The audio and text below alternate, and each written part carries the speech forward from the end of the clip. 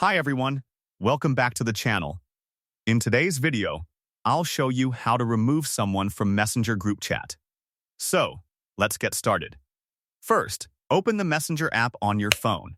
Now, go to your chats and open the group conversation from which you want to remove someone.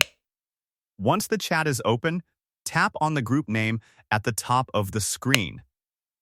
This will open the group settings. Here, look for the option called See Chat Members or Members and tap on it. Now you'll see a list of all the people in the group. Scroll through the list and find the person you want to remove. Next, tap on their name. A menu will appear on your screen. From here, tap on Remove from Group Chat. That's it. The person will be removed from the group chat instantly, and that's it. That's how you can easily remove someone from a Messenger group chat. If you found this video helpful, don't forget to like, subscribe, and hit the bell icon for more useful tutorials. Thanks for watching, and I'll see you in the next video.